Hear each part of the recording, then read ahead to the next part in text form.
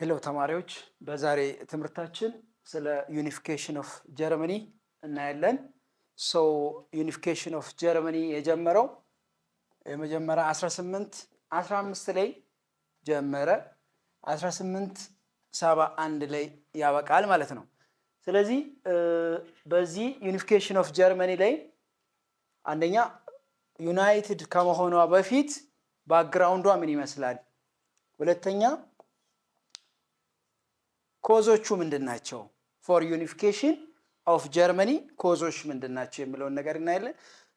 ሌላኛው ኢምፖርታንት ፐርሰናል ዛትስ ፕሌይንግ ዘ ሮል ፎር ዘ ዩኒፊኬሽን ኦፍ ጀርመኒ፣ ዋና ሰዎች ለጀርመን አንድነት ወይም የጀርመናውያን አንድነት እንዲፈጠር ሚና የተጫወቱ ሰዎች እነማን ናቸው የሚለውን እናያቸዋለን።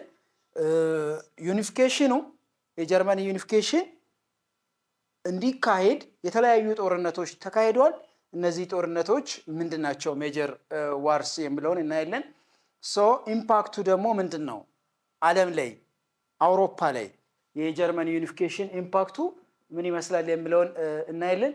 the German unification, it is what we call uniting or the process of political unification in Germany, that is 39 states should become under the control of different European powers እና 39 የጀርመን ግዛቶች በተለያዩ ሰዎች እጆች ላይ ስለነበሩ ይሄን በአንድ ጀርመን ስርዓት ላይ ለማምጣት ከዛ በፊት 300 ግዛቶች የጀርመን 300 ግዛቶች የነበረው ወደ 100 ግዛት እንዲቀየር ተወስኗል። በቬና ኮንግሬስ ላይ 1815 በተደረገው አውሮፓውያን አንድ ላይ ተሰብስቦ ባደረጉት ስብሰባ ላይ መጀመሪያ የጀርመን ግዛቶች 300 ናቸው።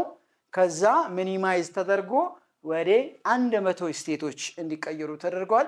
ከዛም በኋላ ወደ 39 ስቴቶች ላይ ወርዶ እንዲቀነስ የተደረገበት ሁኔታ አለ። ስለዚህ እነዚህ 39 ስቴቶች በአንድ ዩናይትድ በሆነ ጀርመን ላይ እንዲካሄድ የተደረገበት ነው። ቢፎር ጀርመን ዩኒፊኬሽን ጀርመን ኮንፌዴሬሲ ወይም the confederate of German የሚለው that is created in Vienna Congress after the defeat of Napoleon Bonaparte በናፖሊዮን ቦናፓርቲ ጦርነት ላይ በቬና ኮንግረስ በተሰበሰቡት አውሮፓውያን ምንድነው የወሰኑት? በጀርመን ኮንፌዴሬት ሆኖ 1815 ላይ እንዲሄድ ተወስኗል ማለት ነው። ሂስቶሪካል ባክግራውንድ ምን ይመስላል ቢፎር ዩኒፊኬሽን የሚለውን ነገር ማየት ያስፈልጋል። the German speaking the region after the what we call the Holy Roman Empire in 1806 ስለዚህ በሮማን ኢምፓየር ስር የነበሩ ግዛቶች በሙሉ በአንድ ጀርመን ስርዓት ላይ እንዲመጣ የተደረገ ነው። another historical background was what we call Vienna Congress 1815 ላይ የተደረገ ስብሰባ ነው። በዛን ሰዓት ላይ the ዶሚኔሽኑ በኦስትሪያ እና በፕሩሺያ ነው የነበረው። አብዛኛው የጀርመን ፓርት ዶሚኔትድ የተደረገው በፕሩሺያ እና በኦስትሪያ ነው። the growing nationalism and industrialization encourage the unity የናሽናሊዝም ሐሳብ ይሄን ብቻም ሳይሆን ጣሊያናውያን ዩናይትድ ከመሆኑ የተነሳ ይሄን በማየታቸው አንደኛ ናሽናሊዝም በጣም ወሳኝ እንደሆነ፣ ሁለተኛ የኢንዱስትሪ አብዮት እየተስፋፋ መምጣቱ ለጀርመን ዩኒፊኬሽን አንዱ ፋክተር ሆኗል ማለት ነው። ሌላኛው the rivalry between the conflict between the Austria and the Prussia should become determining the unification of Germany. At that time ጀርመናውያን as a unification center አድርጎ የተጠቀሙት ፕሩሺያን ነው ማለት ነው። ልክ የኢትሊ ዩኒፊኬሽን ሪያላይዝድ እንዲሆን የተለያዩ ሰዎች ሚና እንደተጫወቱ ሁላ በጀርመን ላይም የተለያዩ ሰዎች ለዩኒፊኬሽኑ ዋጋ የከፈሉ ሰዎች አሉ። ከነዛ ውስጥ የመጀመሪያ ኦቶማን ቢስማርክ ነው። at that time ኦቶማን ቢስማርክ the prime minister of Prussia ስለዚህ የኦቶማን ቢስማርክ ጀርመኒን ዩናይትድ ለማድረግ ወይም ዩኒፊኬሽን ኦፍ ጀርመኒን ሪያላይዝ ለማድረግ የራሱ የሆነ ፖሊሲ አለው ያ ፖሊሲ that is what you call the German unification should become realized by iron and the blade policy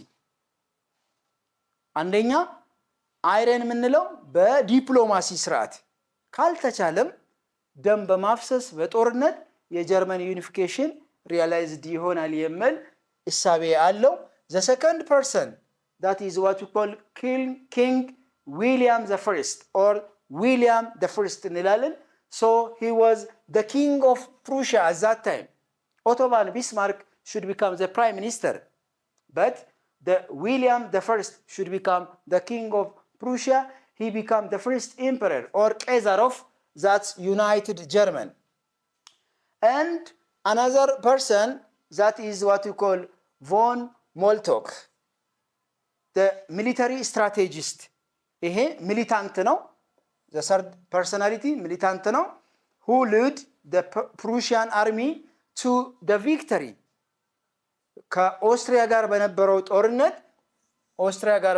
ጦርነት ፕሩሺያ ይሄ ግለሰብ ምንድነው ያደረገ ፕሩሺያዎች ኦስትሪያን እንዲያሸንፉ ካደረጉ የጦር መሪዎች ግንባር ቀደም ነው ሌላ ናፖሊዮን the third in France is what we call another factor for example the France should become defeating in the defeat of the Franco-Prussian war the completed unification so የመጨረሻ ጀርመን ዩኒፊኬሽን ሪያላይዝድ የሆነ መቼ ነው ናፖሊዮን the third defeated ከሆነ በኋላ በምን ጦርነት ፍራንስና ፕሩሺያ በሚዋጉት ጦርነት ላይ ፍራንሳዮች እጅ ከሰጡ በኋላ የጀርመን ዩኒፊኬሽን ሪያላይዝድ ሆነዋል ማለት ነው ሶ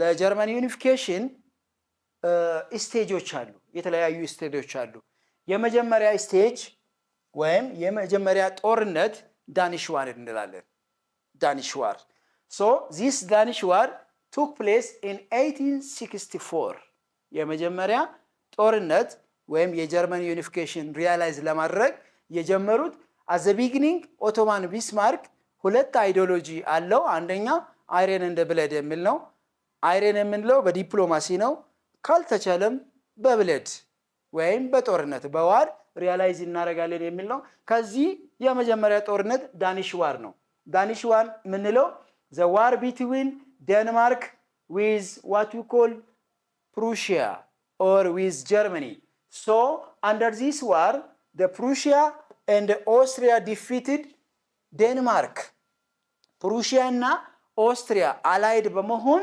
ከማጋር ነው የተዋጉት ከዴንማርኮች ጋር ስለዚህ finally the Denmark should become defeated in the war then after ሁለት የሆልስታይን and ሲውሊን የሚባል የጀርመን ስቴቶች ወደ ፕሩሺያ እጅ እንዲገባ ተደርገዋል ማለት ነው the second war Austro-Prussian war እንላለን for the unification of Germany የተደረገ ሁለተኛ ጦርነት 1866 ላይ የተደረገ ጦርነት ነው ፍራንኮ-ፕሩሺያ war እንላለን so under this war Austria in one side Prussia another side so at that time the Austria should become defeated on the war በጦርነቱ ላይ ኦስትሪያ የሰባት ሳምንት ጦርነት ነው ይሄ ኦስትሮ-ፕሩሺያን war የምንለው የሰባት ሳምንት ጦርነት ነው ስለዚህ ኦስትሪያዎች ዲፊትድ ሆነዋል so the Prussian defeated Austria that dissolving German confederation such as the northern German confederate should become in the hands of what we call Prussian ፕሩሺያዎች ኦስትሪያን ካሸነፉ በኋላ እነዚህ ኖርዘርን ስቴቶችን የጀርመን ኖርዘርን ስቴቶችን ኮንትሮል አድርጓሉ ማለት ነው the last not the least Franco-Prussian war this is the last war that's realizing unification of Germany የመጨረሻ የጀርመን አንድነትን ውህደትን ያረጋገጠበት ጦርነት ነው 1870 እስከ 1871 ድረስ የተደረገ ጦርነት ነው that is በፍራንስና በፕሩሺያ in one side France, another side Prussia. So under this war, united southern Germany states that with Prussia against what we call France. ፍራንስን ፕሩሺያ ብቻ አይደለችም የተዋገችው በዛን ሰዓት የተባበሩ የደቡብ ጀርመኖችና ፕሩሺያ አንድ ላይ በመሆን ነው ከፍራንሶች ጋር ሲዋጉ የነበረው። so the victory መጨረሻ ላይ ካሸነፉ በኋላ the German Empire should become formed. የጀርመን ኢምፓየር ፎርምድ ሆኗል። so there was a treaty that is formed established between Prussia and France, that is what we call Versailles Treaty. ስምምነት አግሪሜንት ተደርጓል ከጦርነቱ ማብቂያ በኋላ 1871 ላይ ቨርሳሌ ትሪቲ ተደርጓል። so what was the theories of this unification of Germany? የጀርመን ዩኒፊኬሽን እንዴት ነው ሪያላይዝድ የሚሆነው የሚለው ሐሳቦችን እናያለን። the first one is real politics.